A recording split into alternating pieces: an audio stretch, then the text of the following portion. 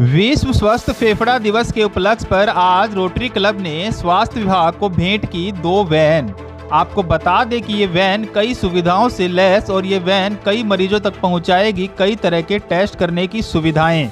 हालांकि rotary club ने ये वैन आज स्वास्थ्य विभाग के बेड़े में भेंट कर उनके बेड़े में जोड़ दी और आज ही के दिन वैन को हरी झंडी दिखाकर डीजी हेल्थ वीना सिंह के द्वारा शुरू करना था, लेकिन दोपहर के 2:30 बजे से लगातार इंतजार के बाद सूचना मिलती है कि डीजी हेल्थ वीना सिंह इस महत्वपूर्ण उपलक्ष्य पर नहीं पहुंच सकेंगे, जिसके बाद अब इस वैन की सेवाओं को मरीजों के लिए आने वाले दिनों में हरी झंडी दिखाकर रवाना किया जाएगा।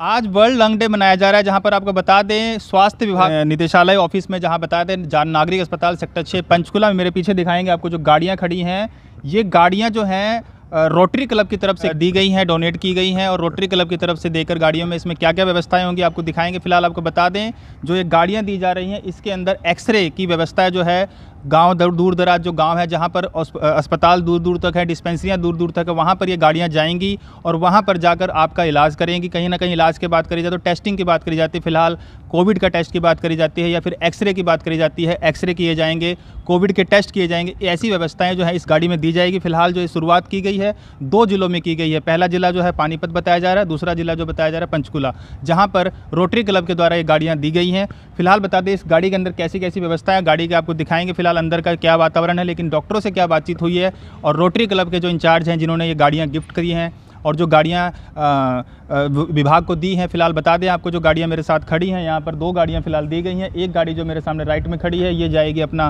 पानीपत में और दूसरी गाड़ी जो है पंचकुला में रहेगी। और फिलहाल दूर दराज के इलाके जैसे ग्रामीण इलाका हो गया और जहाँ पर डिस्पेंसरियाँ 10 से 15 किलोमीटर दूर या फिर हॉस्पिटल दूर है, जहाँ पर लोग जो है पीड़ित परिवार जो है नहीं पहुँच पाता है, इलाज के लिए सही से इलाज नहीं हो पाता है, डॉक्टरों की सलाह नहीं मिल पाती है, तो वहाँ पर ये गाड़ियाँ जाएंगी और वहाँ पर जाकर वहाँ पर कैंप लगाएंगी। कैंप लगा के वहाँ पर जो वहाँ के एनएम्स या नर्स वगैरह जो होती हैं, जो वहाँ पर आशा वर्कर्स होते हैं, वहाँ पर अपने पेशेंट्स के पूरे गांव के जो भी पेशेंट्स होते हैं उनको इकट्ठा करके जिनको सिम्टम्स नज़र आते हैं उनका इलाज करवाएंगे, टेस्ट वगैरह कराएंगे और टेस्ट में जो भी दिक्कत परेशानियाँ आती है, टेस्ट में जो रिपोर्ट्स में आता है उसके बाद उसके इलाज के लिए डिस्पेंसरी या फिर अस्पताल में लेकर आया जाएगा। वहीं पर रोटरी क्लब के इंचार्ज और डॉक्टर ने क्या कुछ कहा, आइए सुनते हैं। सर, आज जो आपने 2 वैन सरकार को दिया है या सरकारी हॉस्पिटल को दिया, तो क्या कुछ इसके अंदर होगा और किस तरह की सुविधाएं होंगी?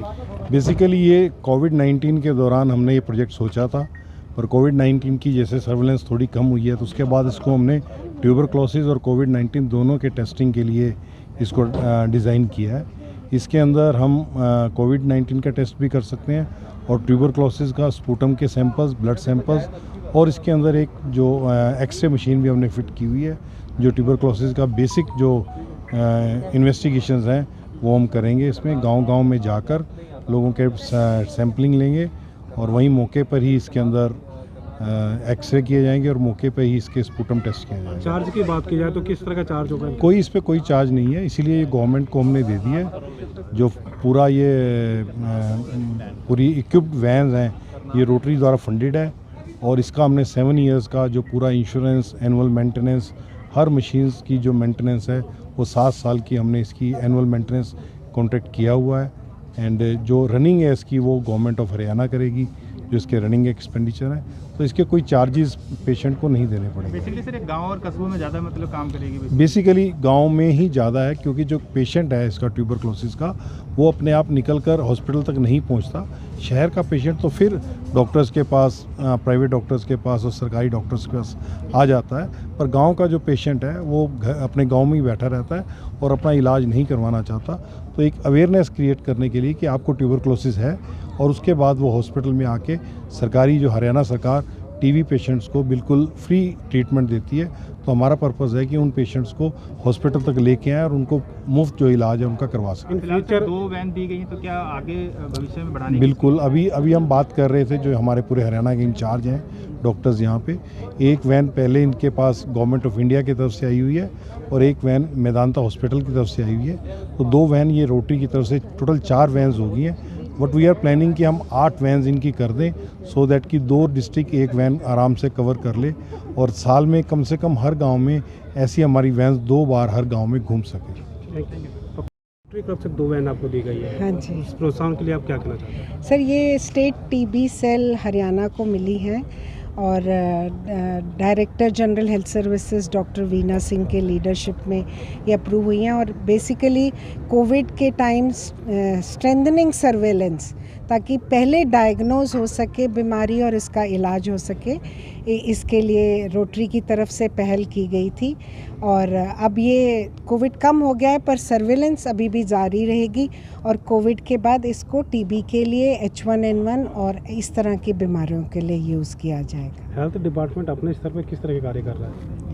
सर, इसके बारे में सबसे अच्छा ये स्टेट टीबी ऑफिसर हैं डॉक्टर राजेश राजू, वो आपको बताएंगे। जिस तरह रोटरी ने आपको 2 वैन दी है, अपनी सुविधाएं साथ में जो टेस्टिंग को लेकर है, हाँ जी। खुद हेल्थ डिपार्टमेंट के एक्शन में है? हाँ बिल्कुल है। ये मोबाइल सर्विसेज हैं, आउटरीच कैंप करेंगी। जो लोग पहुंच नहीं पाते हैं या ट्रांसपोर्ट की कमी से, आपने देखा था कोविड के टाइम में कोई बसें नहीं चल रही थी, मरीज को यहाँ। ये सवाल ये है कि क्या रोटरी अगर ऐसे जिस तरह हाँ, आपको वैन दे रहा है, लास्ट टाइम भी देखा था जब ऑक्सीजन के हाँ लिए जी, उन्होंने रोटरी बिल्कुल, का हाँ दिया जी, था, हाँ तो जी। क्या अस्पताल या फिर सरकार की तरफ से कोई ऐसा कोई काम किया जा रहा है सक्षम नहीं है क्या? नहीं, बहुत सक्षम है, ऐसा कोई बात नहीं है। सरकार पूरा सक्षम है और ऑलरेडी हमारे पास सरकार की तरफ से 3 वैन्स ऑलरेडी हैं, यही काम कर रही हैं। तो हमारे को जितनी मिलेंगी हम ज़्यादा लोगों तक पहुंच पाएंगे, तो हम इसीलिए रोटरी के आभारी हैं। समझा जाए कि अगर रोटरी आपको 2 वैन देता है तो 4 वैन उसमें आप जोड़ के 6 वैन करके लोगों को समाज के हाँ बिल्कुल बिल्कुल, एक शुरुआत होती है, फिर सपोर्ट मिल जाते हैं।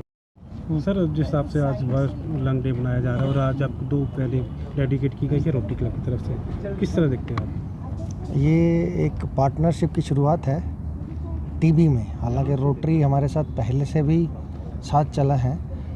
आज ये जो वैन दी गई है, एक माइलस्टोन एक और अचीव कर लिया है, लेकिन पीछे भी कई माइलस्टोन अचीव किए गए हैं और आगे भी हम पार्टनरशिप में कई माइलस्टोन अचीव करेंगे। जो अगला प्रोग्राम हमने बनाया है उसमें ये माउथ टू माउथ पब्लिसिटी वाला है कि 5000 अगर मेंबर हैं रोटरी के, तो रोज़ एक मेंबर हर एक किसी एक सिम्टोमेटिक पेशेंट को अपनी जांच करवाने के लिए, टीबी सेंटर तक पहुंचने के लिए मोटिवेट करेगा।